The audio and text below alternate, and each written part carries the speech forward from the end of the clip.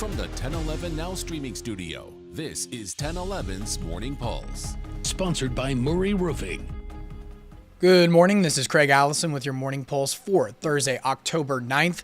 Our first story this morning is in international news. This morning, Israel and Hamas are one major step closer to ending their 2-year-long war. Killed about 1,200 people on October 7th, 2023, but more than 67,000 Palestinians since that date.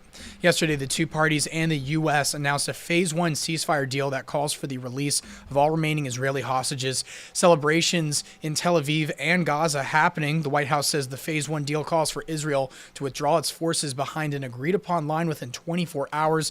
Once that happens, Hamas will have 72 hours to release the remaining hostages, including the bodies of the dead. Israel believes 20 of the remaining 48 hostages are still alive. Meanwhile, Hamas says the deal will also lead to the exchange of Palestinian prisoners and the entry of more aid into Gaza. Then kicking things over to your local headlines this morning, the mayor and other city officials will hold a press conference this morning at 10 a.m. discussing cryptocurrency fraud. First mentioned earlier this week in the State of the City address, the mayor's office says they'll outline a proposed ordinance to protect Lincolnites, especially older adults, from cryptocurrency fraud at an ATM or kiosk. We'll be following today's announcement, so be sure to stick with us at 10:11 now for more on that.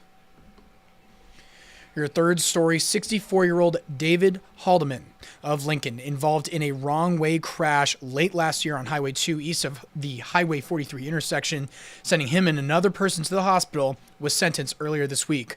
Haldeman was sentenced to 45 days in jail after being found guilty of a DUI causing serious bodily injury. He will also have to do 3 years of probation and pay a $1,000 fine. According to court documents or records, Haldeman was going west in the eastbound lane when he hit another car head-on.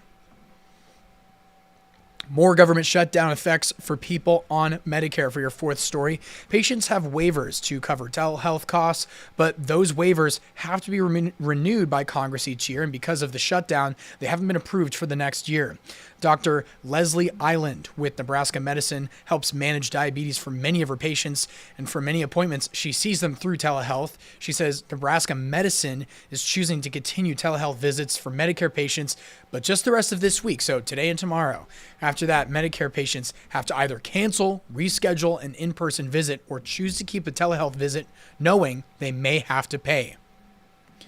And wrapping things up with your final story, a scary story out of Western Nebraska that has a good ending, but according to Nebraska Game and Parks, a 22-year-old hiker was trying to hike down the side of a bluff at Cedar Canyon Wildlife Management Area south of Gehring when the sun started to set on Monday. He realized there was a large drop and couldn't climb back up the way he had come.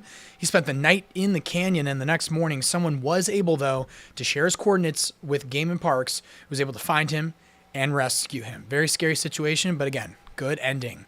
That is your Morning Pulse for this Thursday morning, and we'll wrap things up with a look at your 7-day forecast. Just slight rain chances today.